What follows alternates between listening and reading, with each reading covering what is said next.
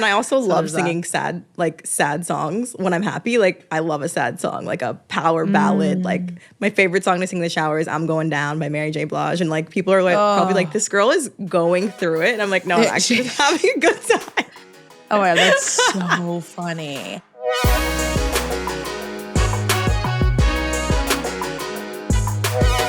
Hi guys, and welcome back to another episode of Vulnerable. I am your host, Chelsea Vaughn, and today we have a very different episode than we normally do. I am going to be the one being interviewed today by my guest, or we'll call her the host, Mady Maio. She has a podcast of her own called Okay Sis with her sister, but she also just started a new video podcast called 36 Questions Later, and it's based off of this study that was done in the 90s of these 36 questions that lead to love.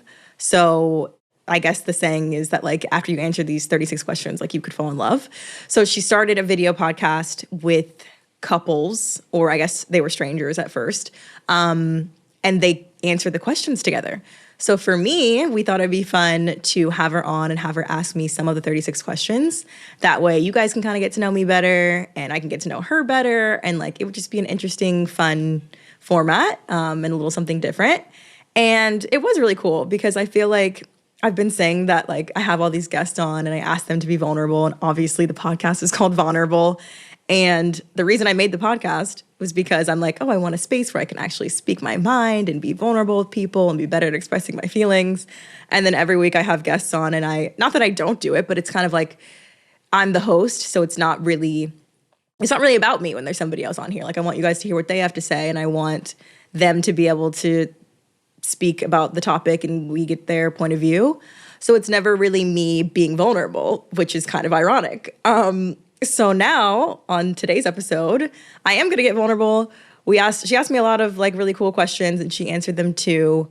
Yeah, so I think I got pretty vulnerable for me. I mean, I definitely deflected on a lot of the questions. As soon as she answered them, I'm like immediately talking about something else. And then I'm like, okay, reel it back in. I actually have to answer this. But I'm in my most vulnerable state today, guys. I'm in a giant hoodie. I have not a drop of makeup on.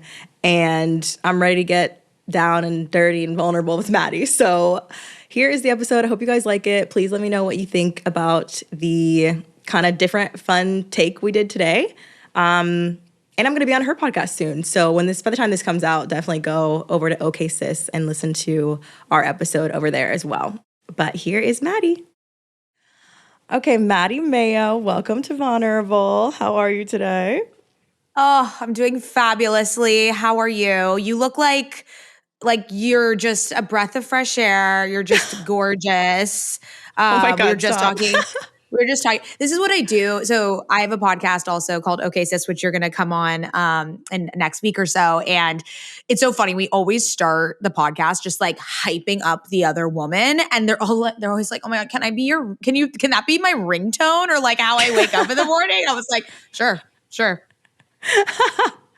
I love it. Thank you for popping on so early. Mady is in California, so it's very early her time.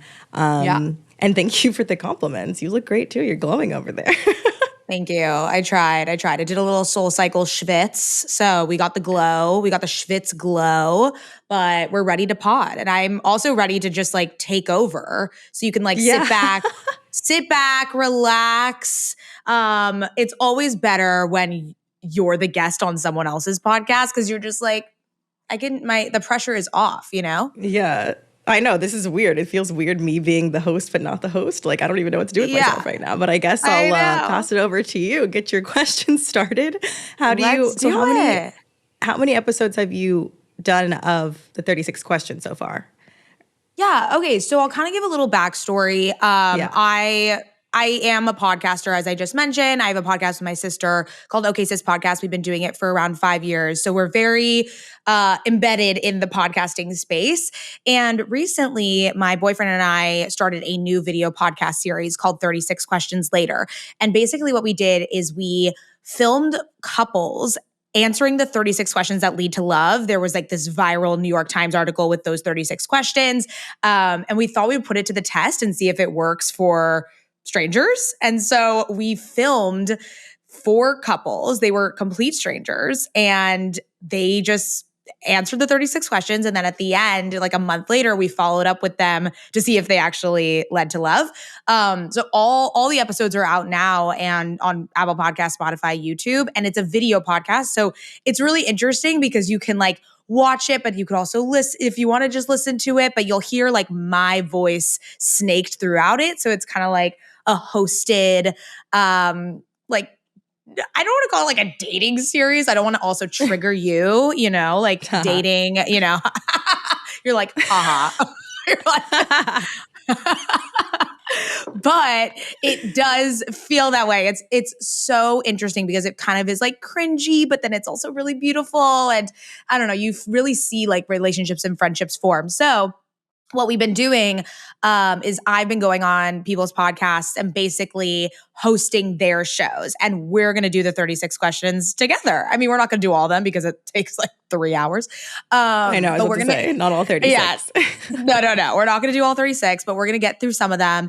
And then we're going to do a vibe check at the end and be like, did we fall in love? And we'll just, we'll vibe check. Okay. I also like to ask new people that have been on the podcast what their name, you said your name, obviously, their age and their sign, because I'm really into astrology. So how old are you and what's your sign? So I'm 28, and this is great that you're really into astrology because you can diagnose me because I don't know anything about it. I'm a Cancer, but I think I need to remember which one is my rising and which one's the other one because I'm a double Cancer and then I believe I'm a Gemini something.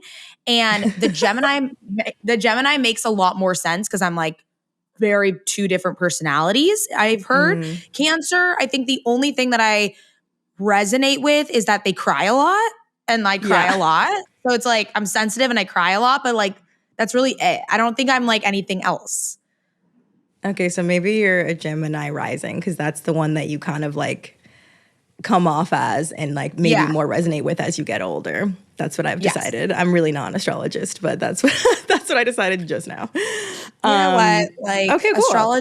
Astrology can be what you make it, just like interpret it as you will. That's kind of how I go. And then, it's like, don't take it too seriously. Yeah, the more I dive into it, the more complex it gets. So I don't know. Exactly.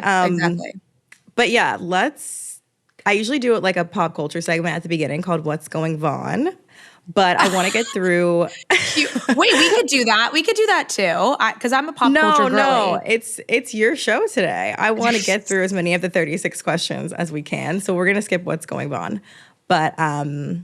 Yeah, I'll let you take over. Let's hop into the questions. Whatever you want to do. You're the host now. I mean, okay, well, since I'm the host, I will do What's Going Von.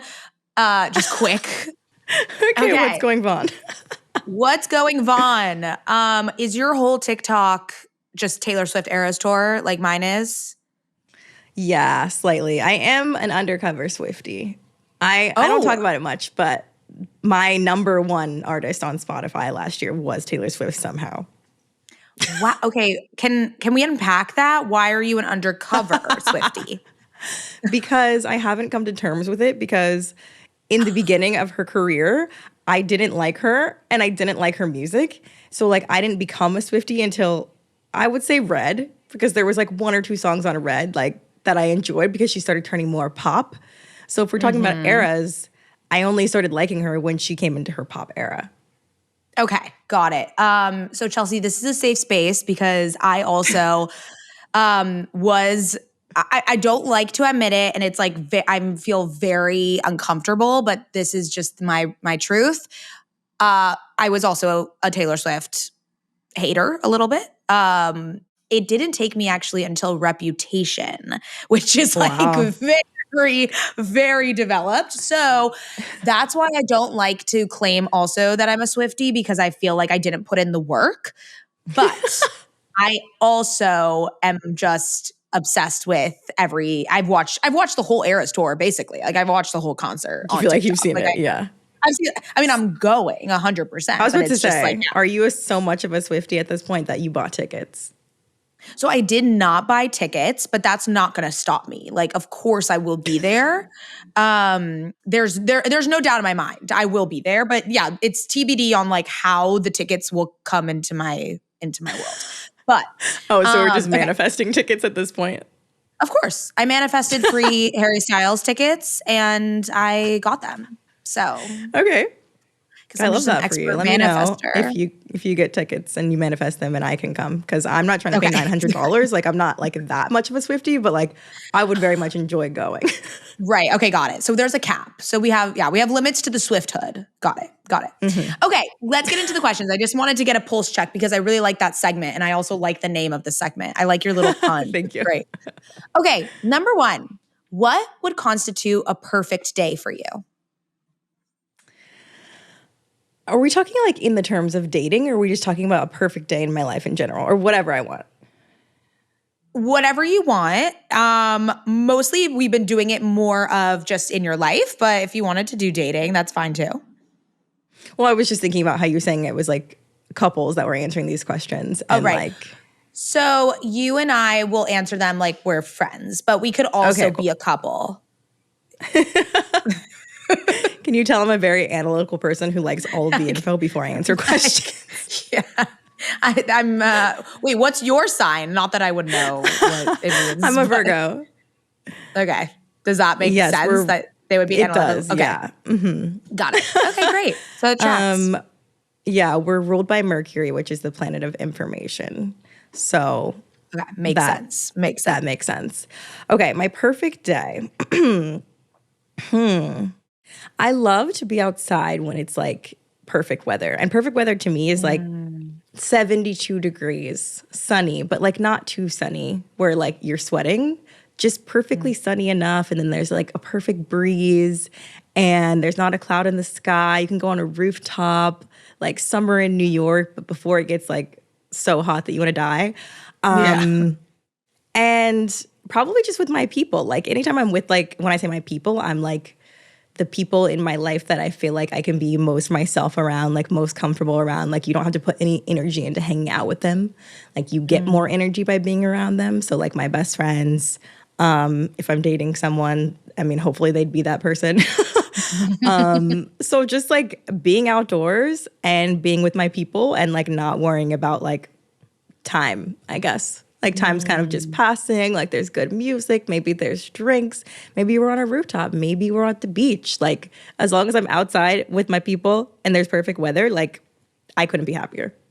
I love that. I love the time passing. I feel like I've never put that into words, but that's exactly what a perfect day is, when it just feels like either time has stopped or you just don't care about the timing and then it just kind of like moves slower almost. I just feel like that's like such a present day when you have that feeling. Yeah, like I have nothing to do besides be present there, and like I'm not worried about what time it is or how much longer we have, or like I have to be somewhere. Like it's just you're just chilling. I love that. Yeah, I guess that's my perfect day. I mean, that does sound perfect. It's so funny, but as I've been doing these, it's great to hear that people, when they talk about their perfect day, it's something that's like very attainable, something that that actually exists in their life today. You know, like I don't know why I thought people would be like, I'm going to fly to Australia and then I'm going to go here and like, then I'm going to see a Taylor Swift concert. Like, it's just going to be like, you know, extraordinary, like the most insane day. But it's really beautiful to know that like that day probably happens for you a lot, you know? And it's really awesome that you get to like tap into your perfect day. Yeah, I feel like, I mean, I definitely could have gone unrealistic with it. Like, sure, I could do another version of a perfect day where I have unlimited funds. But like this, I don't know, I feel like this sounds kind of sad, but like that day doesn't happen that much anymore. Like I don't have a lot of my close relationships here in New York. Like I'm from Georgia and like a lot of my people are people that I've known for like 10, 15, like 20 years almost. And I rarely get to see them. So like I have a few of them here, but I pretty much keep a small circle. Like I have like a few best friends and that's who I hang out with, like spend most of my time with. And then I feel like as you like keep getting older, it's just so hard to plan stuff with people. Like when do you have time to just sit around with your friends and not worried about the clock?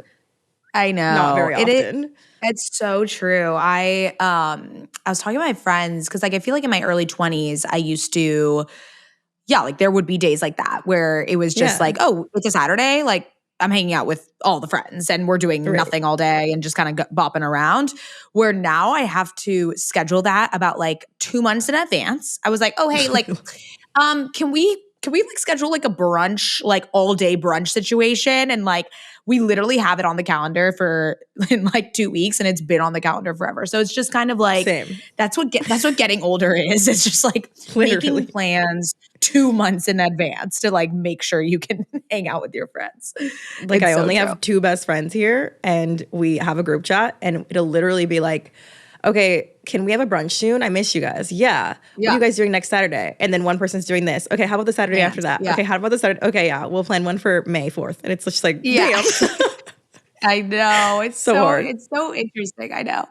Well, I'm just going to echo what you said. I think also my perfect day is something outside. I would bring the temperature down to like a 65, 68.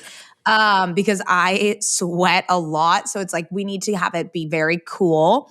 And I would go to Malibu. I would either go to the beach or go to a restaurant that's overlooking the beach. That's actually my preferred because I don't like the sand.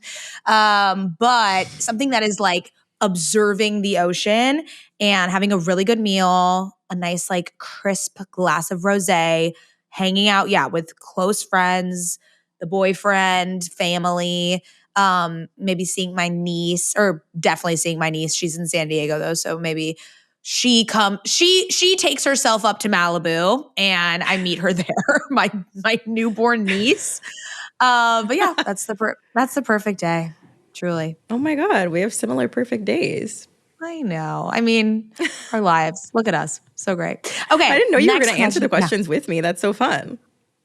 Yes, Chelsea, we have to see if we fall in love. That's the whole point. Like, and you have to get to know me in order to fall in love with me. You know what I mean? Okay, got it. I'm glad. I thought it was just going to be you hosting me answering them out here like all alone. So all alone. I like this better. Don't worry. Okay, good. Okay, for what in your life do you feel most grateful? Ooh, I started getting that 5-minute journal. Do you know the 5-minute journal? So apparently the science behind it is like, there's this very specific time in your brain when your brain is in like, I think it's theta state when you first wake up and when you're about to fall asleep. And the point of the journal is that you're supposed to express gratitude like at those specific times because then it affects your whole day. And so I really tried with this 5-minute journal to be consistent, but it's so hard to like start writing things down like when you're half asleep and when you're falling asleep. But anyway, my point is I felt like it got kind of repetitive because every day it asks you like to list 3 things that you're grateful for. And like, not that I'm not grateful for a lot of things, but like I almost felt like I was challenged to like try to come up with something different every day. Like every day I'm grateful for my health. I'm grateful for my friends and family. I'm grateful for my job. But then like every day I'm like, I don't want to write the same things. Anyway, I went off on a tangent. No, I mean, it's most grateful for. Yeah.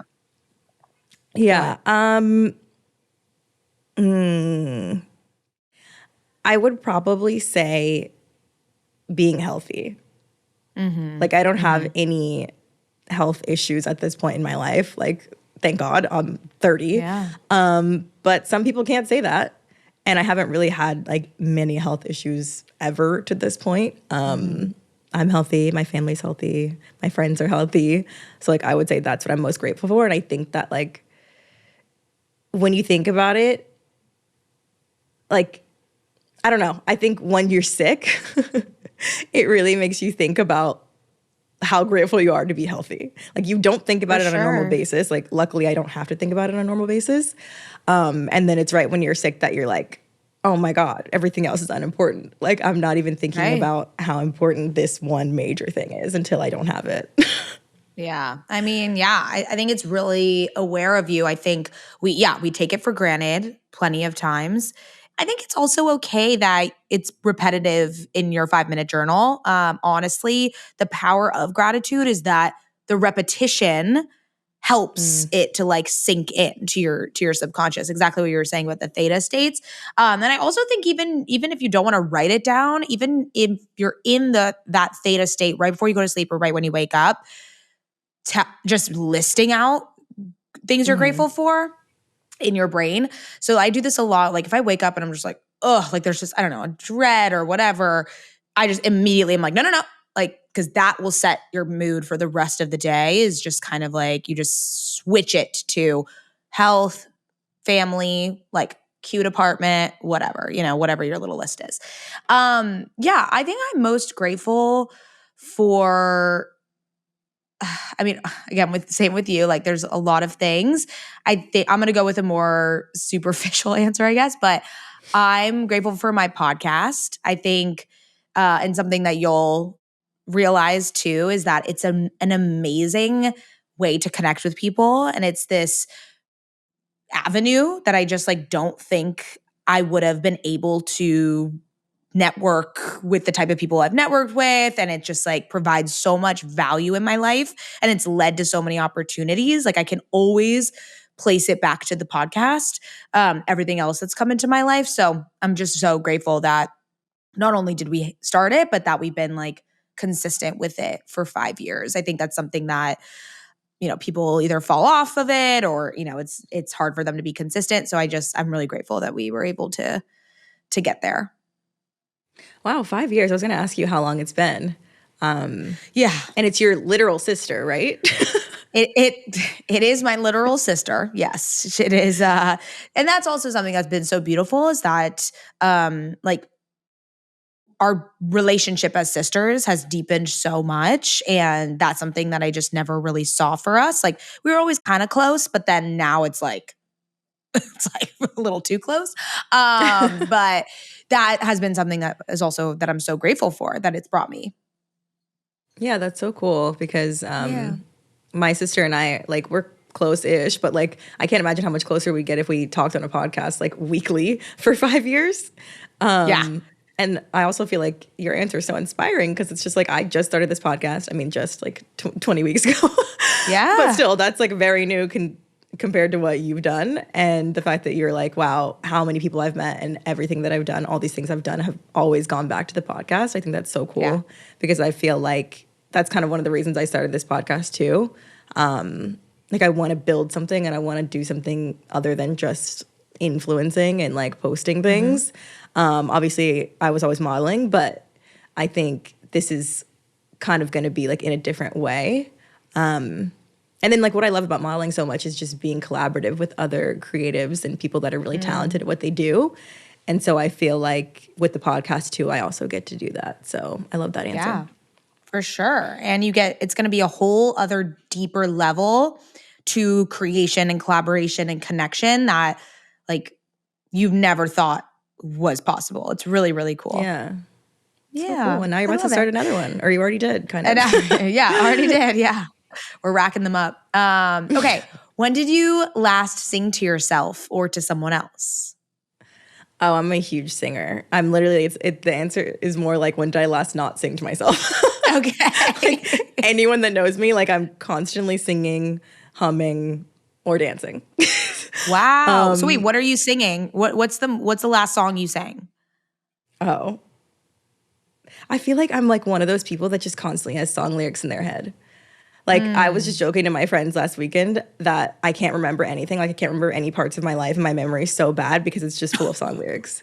Like I am literally a savant for song lyrics. That and like movies and TV shows. Wow. Like I can watch something once, go back, and like I know what they're about to say verbatim. I don't know. I have like a, it's just like, I guess it's a secret hidden talent part of my brain that holds on to lyrics. I'm trying to think of like the last thing I like really like sang.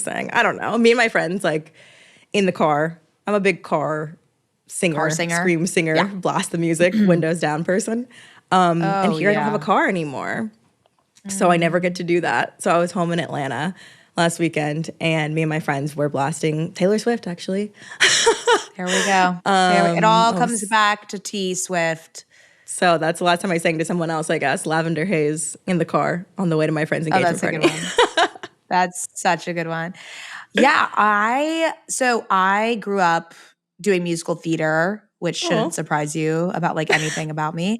But so I sang pretty like professionally for such a long time. And then when I went to college, I gave it up, and it's still to this day been a really interesting like wound that I still like haven't really explored and understood why. Just literally my whole life was like leading up to me going to school for this, and then it just stopped. And it was like a kind of a mourning of a part of my identity, and it was really interesting because that's all really I knew for so long. And since then, I have not sang in front of anyone. Not even And karaoke? Sure, but if it's so I haven't let me rephrase.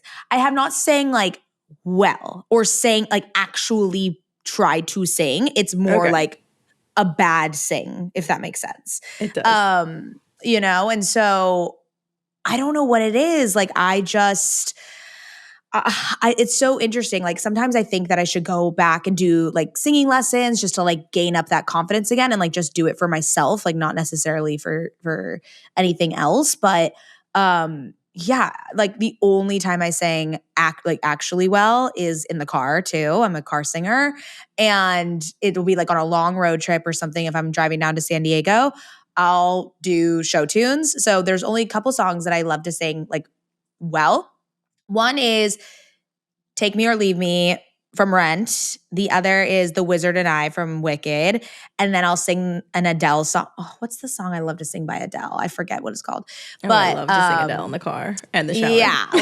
Yeah, like Adele is like, you know, we gotta belt it out. So I was a big belter. So yes, it's like a weird question because I am a singer, but I also don't sing. So it's kind of weird, but I don't know. It's something I'm trying to see if I want to get back into or explore again. Yeah. This might scoop one of your questions, but one thing I've always wanted to do is singing lessons. Like, I just feel like it would be fun and I think it'd be cool. And like, I'm not saying I'm a good singer. Like, I would just like to throw that out there. I'm not saying I am. I'm just saying every time I sing, other people say, wow, you're a good singer. And I'm like, oh.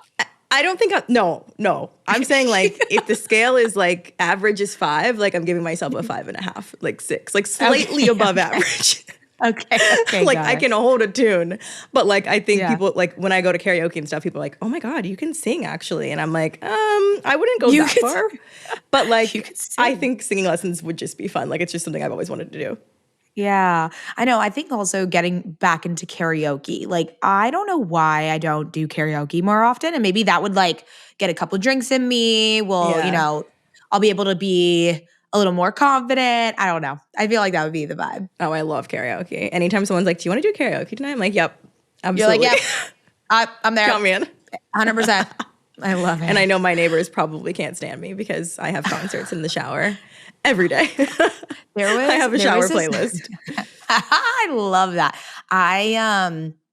Growing up, I was at my mom's house, I remember in high school, and I was like practicing for a play or something. And it was like this big belting song. I don't remember what it was, but like we lived like right next, I don't know, like our neighbors were very close by, and I'm like screaming. And I literally hear someone say, shut the fuck up. And I was like, wait. And I was mortified because it was like I was practicing, but he could like hear every word. He's like, shut the fuck up. You're so Wait, loud. where are you from?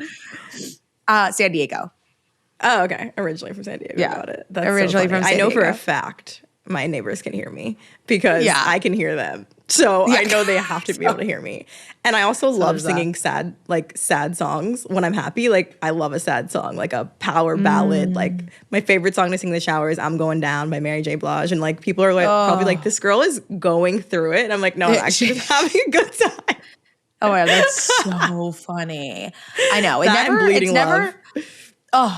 Oh my God. So good. Forgot about Bleeding Love. No, sing it in the shower later today. Okay. It's going to heal you. It's going to heal me. It'll heal all my troubles. I love it. Okay. Let's go the opposite way. When did you last cry in front of another person or by yourself? Oof. You know, I'm not a big crier. I definitely have been crying more as I get older, which is interesting. And I actually think going on a TV dating show where like they kind of shove like vulnerability down your throats kind of forced me, which is good. This was a good thing. I needed a little push. Forced me to like be more vulnerable in front of other people.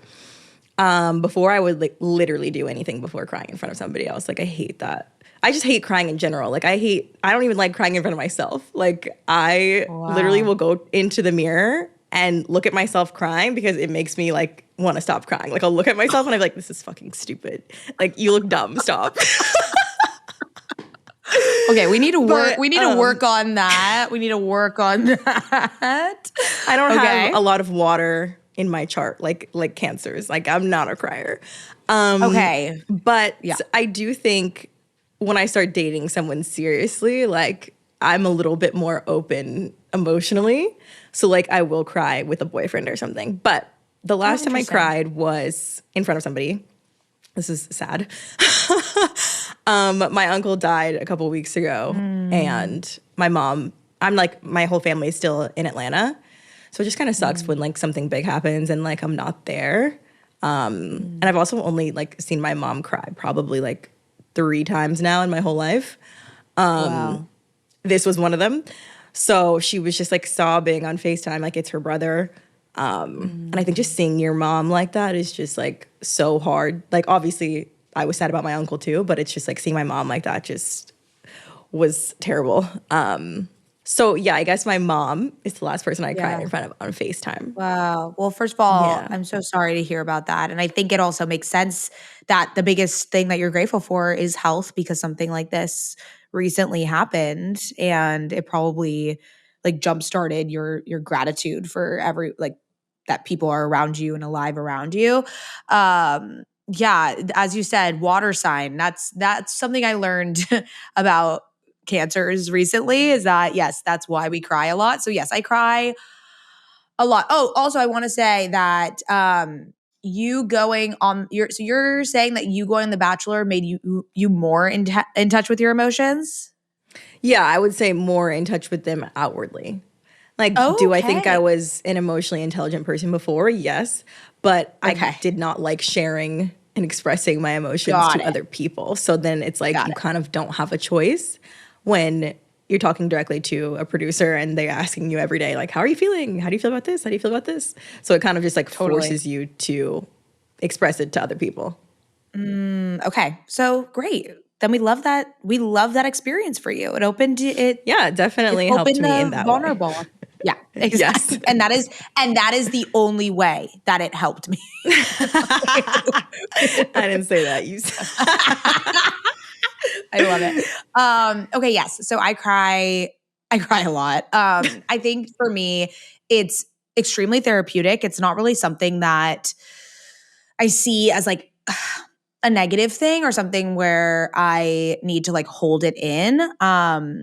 I just find it really releasing. I don't know what it is. I also love to cry because I don't like the feeling of being bottled up and having like such high tension like emotions. Like it needs to release somehow. So like I cried yesterday and it was only for like a couple seconds almost. You know, it just happens where like something really heightens, I cry, and then I'm fine. Like I don't know. So it's kind of a weird therapeutic release for me. So I cry plenty. I cry And I plenty. think And I'll that's be the healthy. first to admit it. I think Yeah. it's healthier than than me. No, But I maybe think I've Virgos gotten are not better. supposed to cry. What's Virgo? What's the Earth. nature? What's the Earth? Okay. Okay. That Yeah, makes we're sense. You want to Earth. be outside. Okay. Got it. It's Yeah, all connected. and I talked about this a long time ago on like one of my solo episodes about like I saw a TikTok about the definition of crying versus weeping. And like the definition of weeping is crying without sound. So like when you just let tears fall, like that's not really crying. It's technically weeping. So then they're like, people So don't interesting because you actually don't cry yeah, you don't even a but that's lot. so interesting because you think of weeping as like like, yeah, you're scream crying almost, but it's not. Right. You would But think it's weeping not. is like loud. Yeah, no. Apparently the definition of weeping is silent. So it's like people Okay. actually say like, oh, I cry a lot, but actually we weep a lot, which sounds We weep a so lot. sad. Which I know that does sound Yeah, sad, but that is true. I'm a weeper. I As am too. I rarely cry then. as uh fuck, what's his name? Jude Law said in The Holiday, I'm a weeper. I weep. So that's when I hear the word weeper, that's what I think about. But no, but Okay. apparently Yeah. the sounds that you make when you're crying, that's what's actually like therapeutic for you. So it's good for you to cry. Like to make the sounds, it's like it helps Okay. So next let time it I'm out. weeping, next time I'm weeping, I'm just gonna start like screaming and like just like audible noises and just be like, "Oh, Chelsea told me this is the way to go. This is the way And next that I time you should be cry, you're crying." definitely going to think about me in this conversation. Exactly. 100%. 100%. Okay, so since we just talked about your mom, the next question is, how do you feel about your relationship with your mother? Oh, my mother listens to this podcast. So Hi, Mom. Hi. hi, mom.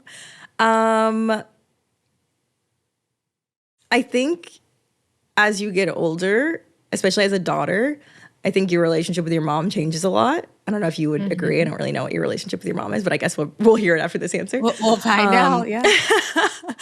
I think that it's harder to relate when you're younger. And like as a young teen girl, I think like your mom is like the enemy number one.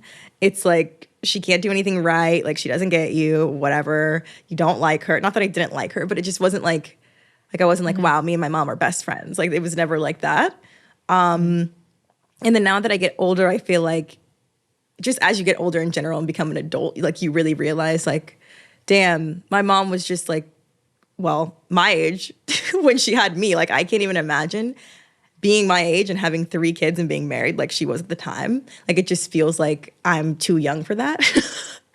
And so it just makes me relate and like understand her more on a deeper level. Like I'm just like I understand her choices more. I understand like for example, like I pleaded with my parents when I was younger to get a dog. Like all I ever wanted was a dog.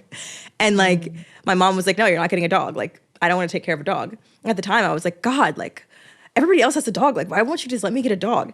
And then now that I'm older, I'm like the thought of having a puppy while I already have 3 kids and a No, husband. she's like, absolutely not. Like, And absolutely like not. these things cost money. Like it's not like who was gonna pay for the dog? Not me. I was 11. Yeah. Like I just never thought about things like that. And so now that I got older, I feel like my relationship has become more of like my mom is my friend. Not like obviously she's still my mom and I still go to her for things and advice and whatnot. But I would say my mom and I are good friends now. Like that's what the relationship is growing more into. And I like it. love It's that. nice. It's like I don't have Yeah. to like now I feel like I can kind of like tell her more and share more because it's like she's my friend.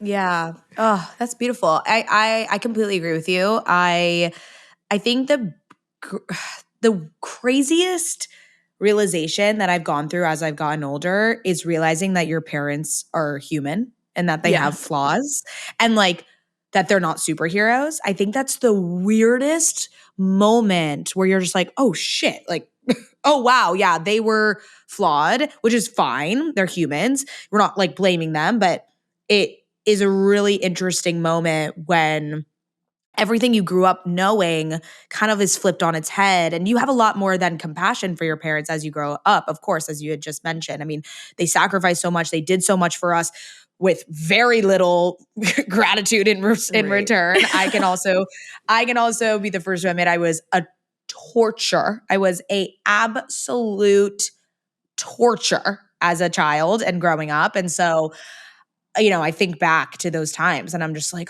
oh, I mean, I could never have dealt with me growing up. Like that's just they do so much as just normal human beings, right? And so similarly to you, I think I grew up with I mean, I love my mom dearly. I live like 5 minutes from her. Like I go there, see her all the time and she's great. She was a very like patient person. So I think that's how she was able to deal with me.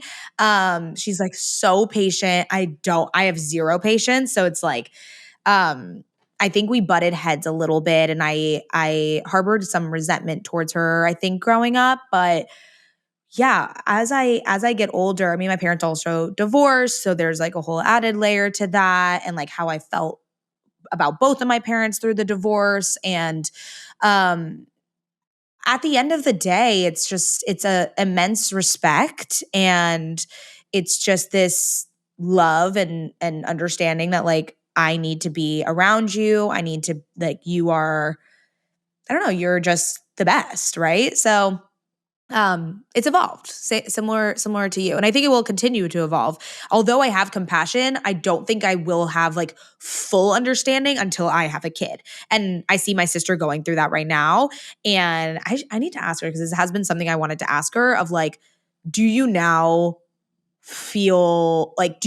want to say sorry to mom or something? Like, she was a much better kid growing up though, so like maybe she doesn't feel that, but like I know that when I have a kid, I am going to like apologize to my mom and be like, how did you do this? Because this is terrible. So yeah, I think that's kind of where I land with her. That's funny. Yeah, I wasn't really a terror as a kid, so I don't think I have that much to apologize for. Yeah, I really wasn't that bad. My mom can, I mean, say what she wants about that, but I really don't think I was.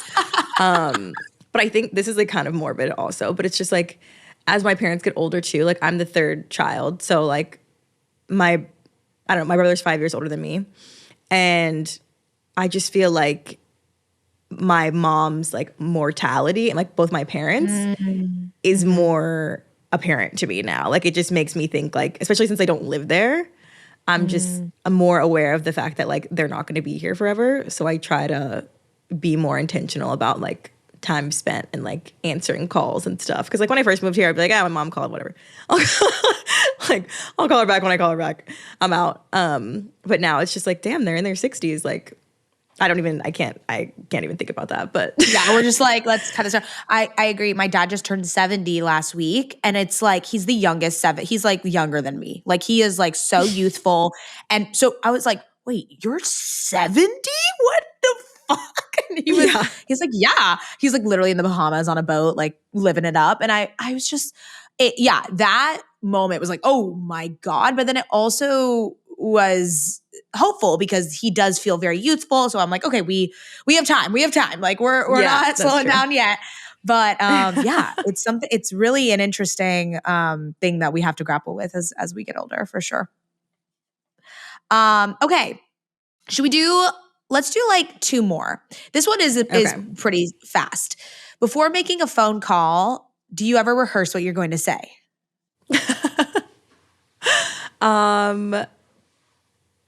Like in my head, or like literally rehearse it? I mean, either. Probably in your head. Or I guess you could say it out loud. I mean, if that's the type of person you are, but I don't think you are. No, I don't say it out loud. I don't verbally rehearse it. Okay. It depends on the phone call, I guess. Like if I had something like a really big deal phone call coming up, like, well, this is going to come out way after, but so I'll just say it. Okay. I applied for Sports Illustrated swimsuit search, and I made it into the top 24. And I'm going to find out next week if I made it to be a finalist in the top 12. So like before I had this phone call, like, yeah, I thought about what I was saying and like kind of rehearsed it a little bit, like something like that, or like a job interview, or like if I was like dating someone and like, the Notes app. Like if I'm like a Notes app person, like I will write out everything I need to say because it's easier for me. I don't know, this is just my personality, I guess. It's easier for me to get my thoughts and feelings out, especially when they're like emotional, on paper before I say them. Because otherwise they're going to come out very directly and bluntly. And sometimes I'm like, I don't need to say that exactly like that. So like I am a rehearser in that way, usually when it's emotional. But like if I'm just like calling a friend, calling my mom, calling, I don't know, Con Ed, like, no, I'm not rehearsing what I'm saying. Yeah. Same. Like I feel like some people like have to rehearse. I mean, maybe I do like a little bit when it's calling for a reservation. I'll just be like, okay, how many people are we? What time is it? Where am I? Like that, because like there have been moments where I'm like, wait, I forgot how to speak. Like I don't know how to how to communicate with you. So maybe there's like a little bit of that. But yeah, for sure, a job interview, big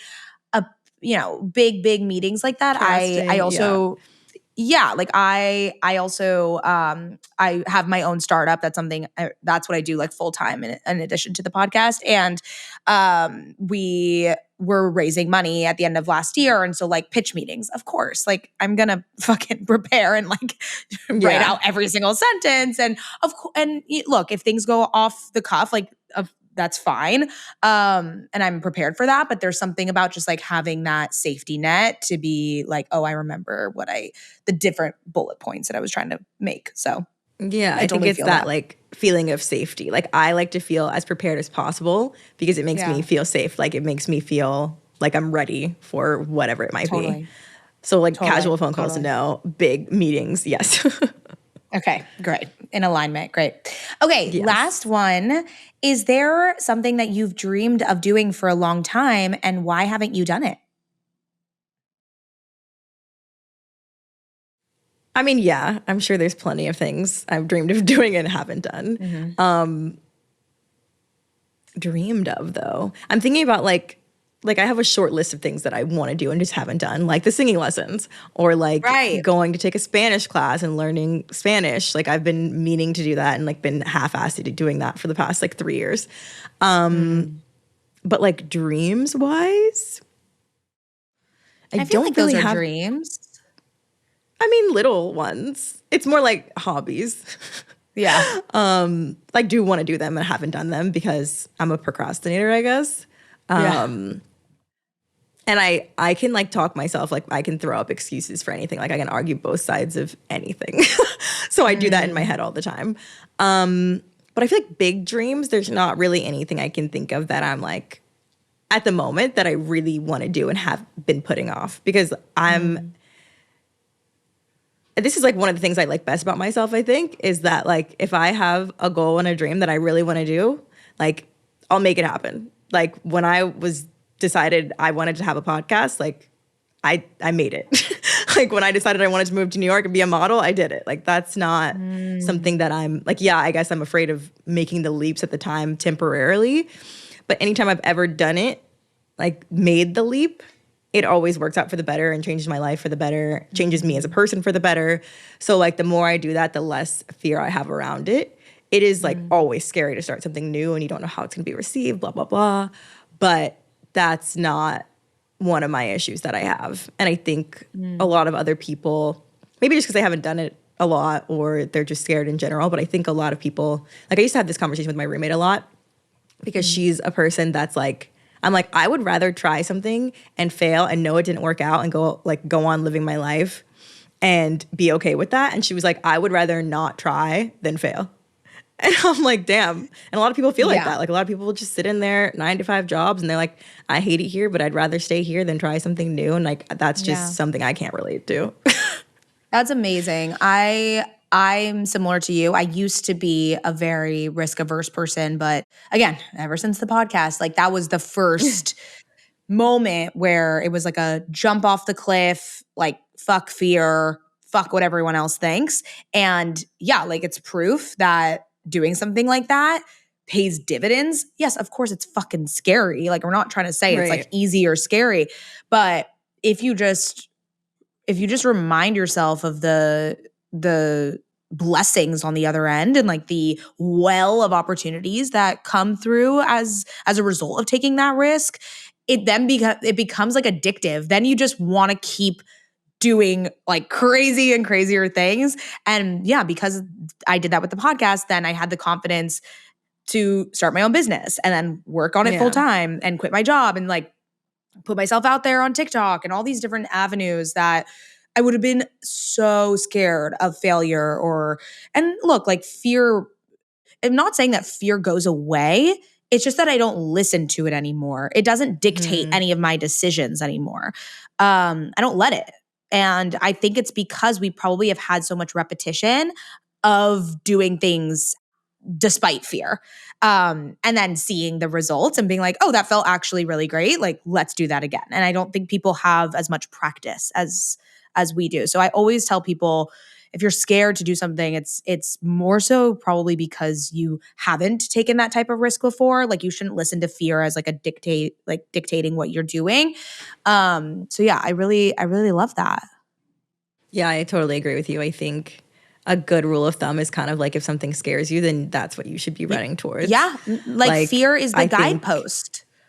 That's exactly what it is, a good guidepost. And I think that probably the scariest one that I did was just quitting my job. Like, I had a very stable corporate job, and like, obviously I lived in New York and rent needed to be paid and I had bills, and I was like, okay, I'm going to quit my job and become a model. And like, that was as scary as it gets. Like, I didn't have a safety net besides me. Like, I had some savings, whatever. But if that didn't work out, but it did. So it's like, once I did that, then it's like, okay, going on a TV show is not that scary, or going on 3 TV shows, or starting a podcast is not that scary. Totally. So yeah, I think modeling helped a lot with that too, because modeling is like 95% rejection. So you go to like all these castings all the time and get told no constantly. And so after I got over that kind of fear of rejection, it's like, okay, well, if I got rejected from this, like, it's just not for me, something better is. And I think like once I had that mindset, it kind of bled into everything else in my life.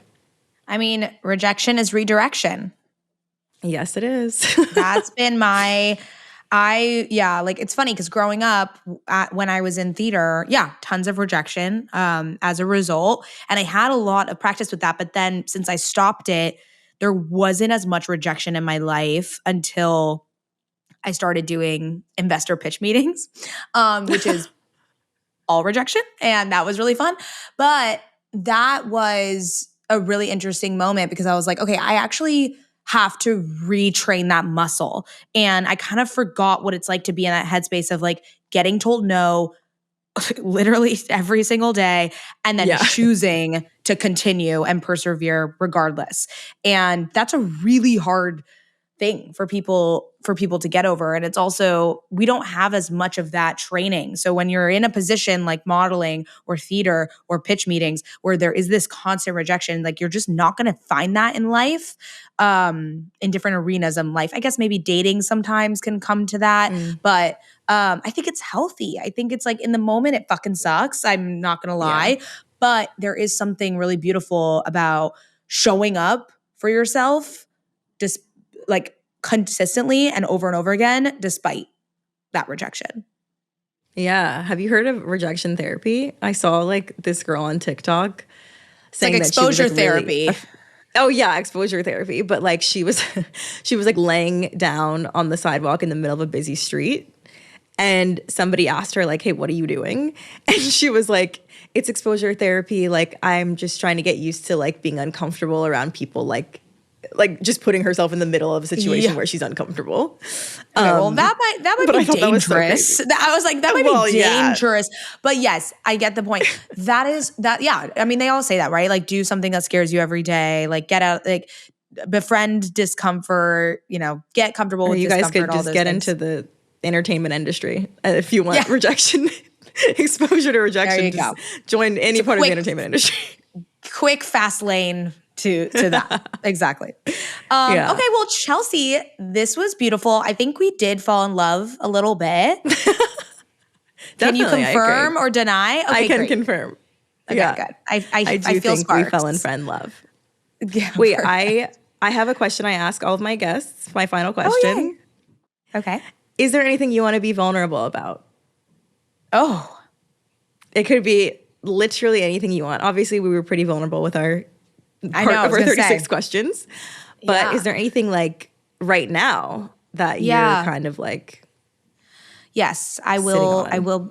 Yes, always. There's always something I'm sitting on and thinking about. So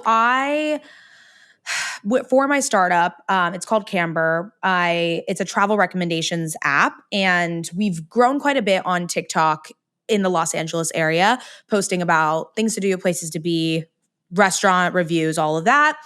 And so it's been an amazing platform, and I love TikTok and I love creating content. But as you probably have experienced, there comes, not I don't want to say trolls, but just there are just differing opinions. And I really didn't realize that posting about like Los Angeles restaurants and coffee shops was going to be so controversial at times. And I've talked about like exposure therapy. I've dealt with it a lot over the year that we've been growing it. And I actually feel very proud of myself that I don't let it bother me as much now. But something I posted yesterday kind of went viral. The comments, not so great. And so I just went in this like intense shame spiral and loop. And I was also getting mad at myself for getting in that shame spiral because I was like, you're letting them win. You're da-da-da. Like, stop. Like, you can choose to not let this affect you. And I was like getting mad at myself for getting mad, and which never helps, ease the pain and everything. So I don't know. It's still like a little sting in my heart. And I think this morning when I was in my meditation, I was just kind of like, look, it's fine if you feel this way. Like, let's place a boundary. And I told my co-founder, I said, hey, like, I'm placing a boundary. I'm not going to look at the comments. Like, if we want to respond to something, like, please, can you do it or something? And she was like, completely like, I think it's a great piece of content. Like, fuck those people, like all these things. So I felt very supported. And, but just, it was interesting because I was like, what? You haven't been upset like this in the past. Like, why now? And, going in those loops. And I don't know, especially being a content creator, it's really, no one prepares you. And I think I don't know. I'm so fortunate it's part of my job because I really love it. And it feels like very authentic to me and in my purpose. But dealing with this like added layer was just not really something I was prepared for or ever wanted to deal with. And I don't think any content creator wants to deal with this. So it's been an ongoing journey of like how I react to certain messages or comments. And so I'm still navigating that, but that's something that's been like sitting with me today. Yeah, I feel like that's real and relatable because I don't have a business, but I can't imagine like the way that I am. I just put so much of my like self and my energy, and like it means a lot to me when I create something. And like I've had trolls obviously, but they're like coming at me as a person. And like I feel like it's different when someone's coming at your work. Like I feel like I could handle it if someone was coming at me like, you're ugly, you're this, like racist shit. I've had the craziest shit said to me. And like that doesn't bother me because I know I'm not ugly, and like I know all these things about, like I know like you think I'm a bitch because you watch me on a TV show, but like I know it was edited, like that kind of thing. Like there's always something where I'm like, you don't know what you're talking about, and so it doesn't really bother me like that. But I think if like I did a podcast clip that went viral or something and people were like coming at the podcast, like that would hurt. Like this is like my little baby. Like I just can't imagine like having a business that you put so much time and effort and energy into and then people like coming for it. So I get that. And that is like a real thing that we have to deal with as content creators that nobody prepares you for. It's kind of just like, boom, it happens all at once and you're supposed to know how to like navigate. Totally. Yeah, but I think that's a good idea, like not looking at the comments, at least for now, until you feel more comfortable with it. Because it's like, I saw something earlier that was like, when the comments turn from talking to you to talking about you, that's when you have to stop looking at them. Because it's like people like, just hello, like, they're not even talking to you. Like, do you know this that is I a can real account, read or like this? Like, yeah, like you're a real person. I'm reading this. Yeah, people just like start going at each other in the comments and like forget that somebody actually runs this account. Like it's so weird. And then like if you comment back, they'll be like, "Oh, sorry, I didn't mean it like that," or "Sorry, I never thought you'd see this." Like, I was like, hello. This is my page. Like, what are you talking about? Yeah, it's so crazy. So true. So true. But yeah, putting those boundaries and a little bit of space, I think is super healthy for us. Yeah. Oh, well, thank you for sharing. Thank you for being vulnerable. Thank you for the questions. Thank you for becoming my new bestie. Yes, we're Tell so excited to have everyone where they can you find on my own podcast. Yeah, I plug your own podcast. No, but let's see. Where can everyone find me? So you can follow me at Mady Maio, MadyMaio, Instagram and TikTok. And you're going to be coming on Okay Sis podcast soon. So that'll be really Yes. exciting. That's OKAYSIS, anywhere podcasts are found. And then the 36 questions later, make sure to follow us and find it on Apple Podcasts, Spotify, or YouTube. Again, it's a video podcast. There's 5 episodes. So the 4 dates and then the recap episode where we find out if any of them fell in love. And it's kind of similar to what we did today, where my voice is kind of like weaved through it. So it's a really, really fun watch. The episodes are only like 20 minutes each. It's very bingeable. So I hope everyone enjoys it. So fun. And you can find us at Vulnerable Pod on YouTube. Please subscribe. Please rate the podcast on Spotify and Apple. And then you can find me at Chelsea Vaughn and at Chelsea Vaughn _ on TikTok, as you guys already know. But thank you to Mady for being here. You guys definitely look up my episode with Okay Sis that's coming out soon. And other than that, we'll see you guys next episode. Bye. Bye.